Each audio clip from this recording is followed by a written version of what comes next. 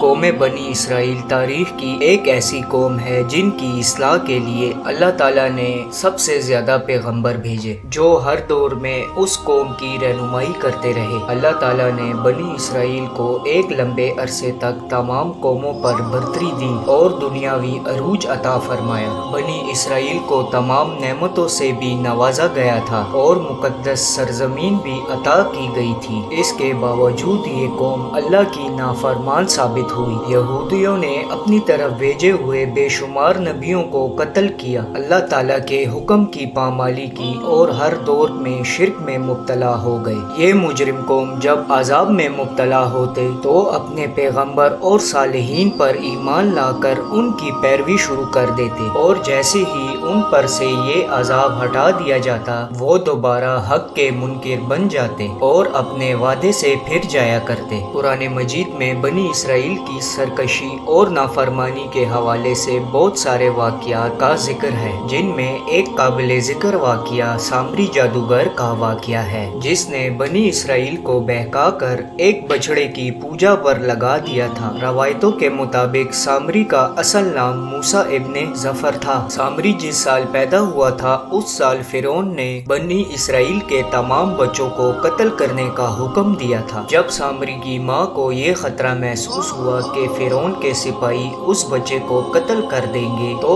اس نے اپنے بچے کو جنگل کے دور ایک غار میں رکھ دیا اور اوپر سے پتھر بند کر دیے۔ ادھر اللہ تعالیٰ نے اپنے فرشتے حضرت جبرائیل علیہ السلام کو اس بچے کی حفاظت اور غذا دینے کے کام پر مامور کر دیا، لہٰذا حضرت جبرائیل علیہ السلام اس غار میں آتے اور اس بچے کو اپنی انگلی چٹا دیتے جس سے دودھ اور شہد جاری ہو جاتا۔ اس طرح حضرت جبرائیل علیہ السلام نے اللہ کے حکم سے اس بچے کو اپنی انگلی سے دودھ پلا کر پالا اور اسی غار میں وہ پل کر بڑا ہو گیا۔ اس کا نام بھی موسیٰ تھا اور حضرت موسیٰ علیہ السلام کا نام بھی موسیٰ تھا۔ ایک طرف موسیٰ سامری کو حضرت جبرائیل علیہ السلام نے پالا تھا تو دوسری طرف حضرت موسیٰ علیہ السلام کی پرورش فرعون کے گھر میں ہوئی تھی، مگر اللہ تعالیٰ کی قدرت یہ ہوئی کہ فرعون کے گھر پرورش پانے والے حضرت موسیٰ علیہ السلام اللہ کے رسول ہوئے اور جبرائیل علیہ السلام کا پالا ہوا موسیٰ سامری کافر بن گیا۔ دراصل جب اللہ تعالیٰ نے بنی اسرائیل کو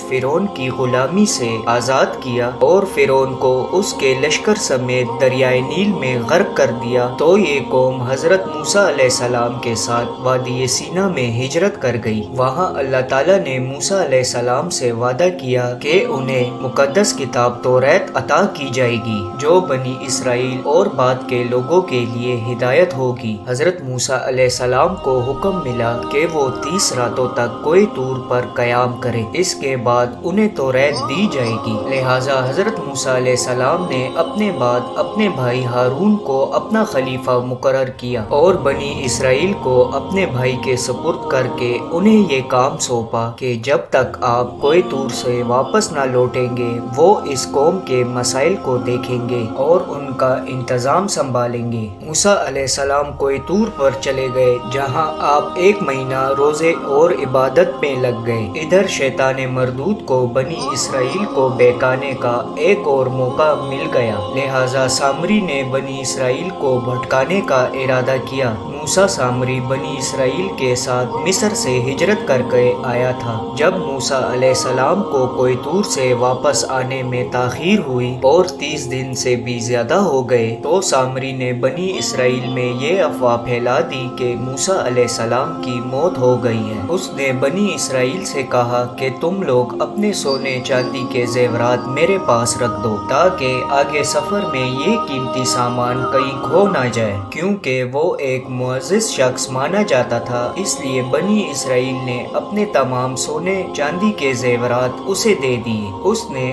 آگ کی ایک بھٹی جلائی اور اس تمام زیورات کو اس بھٹی میں ڈال دیا۔ دیکھتے ہی دیکھتے سونا چاندی پگھلنے لگے اور اس بھٹی سے ایک گائے کے بچڑے کی شکل کی مورتی نکلی۔ سامری کے پاس اس جگہ کی مٹی تھی جس جگہ جبرائیل علیہ السلام کے گھوڑے نے قدم رکھا تھا۔ اس نے جیسے ہی وہ مٹی उस बेजान बछड़े में डाली तो वो गाय की तरह आवाज निकालने लगा। सामरी ने बनी इसराइल से कहा, मूसा तो अल्लाह की तलाश पे कोई दूर पर गए हैं, जबकि खुद खुदा हमारे पास तशरीफ ले आए हैं। उसने बछड़े की तरफ इशारा करके कहा कि यही खुदा है। उसकी इस गुमराह कुन तकरीर पर बनी इसराइल को उस बछड़े के खुदा होने पर यकीन आ गया। उन्होंने उस बछड़े की पूजा शुरू कर दी और उसके आगे सजदा करने लगे। 12,000 आदमियों के अलावा बाकी सारी इस कौम ने उस बछड़े की पूजा शुरू कर दी। उधर कोई दूर पर मुसलसल 40 दिन रोजा और इबादत के बाद मूसा अलैहिस्सलाम को अल्लाह का कलाम मिला, जो 10 मुकद्दस तख्तियों पर तहरीर किया गया था। जब आप अलैहिस्सलाम कोई दूर से वापस आए तो अपनी कौम में माहौल को तब्दील शुदा पाया। हर तरफ कुफ्र और शिर्क की बू आ रही थी और लोग एक बछड़े की पूजा में मसरूफ थे। ये देखकर हजरत मूसा अलैहिस्सलाम गजबनाक हो गए और आप पर जलाल तारी हो गया। आपने अपने भाई हारून को दाढ़ी से पकड़कर घसीटना शुरू कर दिया और गुस्से में कहा कि मैंने तुमको इस कौम की जिम्मेदारी दी थी, फिर ये शिर्क कैसे हो गया? लोग इस बछड़े की पूजा क्यों कर रहे हैं? हजरत हारून अलैहिस्सलाम ने कहा कि ए मेरे भाई, मुझ पर मलामत न करो। इस कौम ने मेरी बात न मानी और मुझे कमजोर कर दिया। मेरे लाख समझाने के बावजूद ये लोग इस अमल में पड़ गए और मुझे जान से मारने की धमकी भी दी, लेकिन मैं इन जालिम लोगों में शामिल नहीं हूँ। लिहाजा मूसा अलैहिस्सलाम का जलाल कुछ कम हुआ तो आपने अल्लाह से अपने भाई की बख्शिश की दुआ फरमाई। बनी इसराइल ने जब मूसा अलैहिस्सलाम को देखा तो वो बहुत शर्मिंदा हुए और अपने इस शिरकिया अमल पर मलामत करने लगे। मूसा अलैहिस्सलाम ने सामरी से पूछा कि तूने इस कौम को बातिल माबूद के पीछे क्यों लगा दिया? तो सामरी ने कहा कि मेरे नफ्स ने मुझे इस काम के लिए मजबूर किया और ये मेरी फरेबकारी थी। हजरत मूसा अलैहिस्सलाम ने उस बछड़े को जलाकर राख कर दिया और उसके टुकड़े टुकड़े कर कर समंदर में बहा दिया। रवायतों में आता है कि मूसा अलैहिस्सलाम पर यह हुक्म नाजिल हुआ कि आप 80 आदमियों को मुंतखब करके कोई दूर पर ले जाएं और ये सब लोग बछड़ा पूजने वालों की तरफ से माजरत तलब करते हुए ये दुआ मांगे कि बछड़ा पूजने वालों के गुनाह माफ हो जाए। लिहाजा मूसा अलैहिस्सलाम ने चुन चुन के अच्छे और साले लोगों को साथ लिया और कोई दूर पर तशरीफ ले गए। जब लोग वहाँ माफी तलब करने लगे तो अल्लाह ताला की तरफ से आवाज आई, ए बनी इसराइल, मैं ही खुदा हूँ और मेरे सिवा कोई माबूद नहीं। मैंने ही तुम लोगों को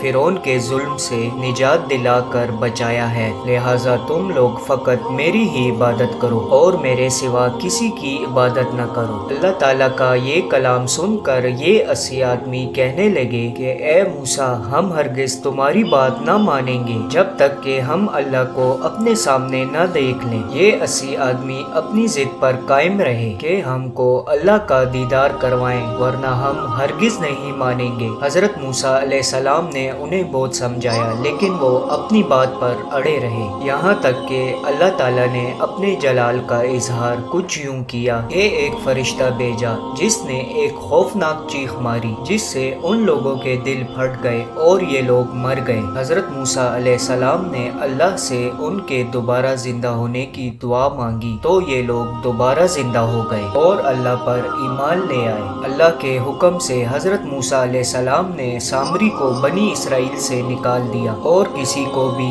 ये हक नहीं दिया कि उससे राब्ता रखे। बाज रवायतों में आता है कि सामरी का जुर्म साबित होने के बाद मूसा अलैहिस्सलाम ने उसे बदवा की तो अल्लाह ने उसे ऐसी बीमारी में मुब्तला किया कि जब तक वो जिंदा रहा कोई उसके करीब नहीं जाता था और इस तरह वो जिल्लत की मौत मर गया।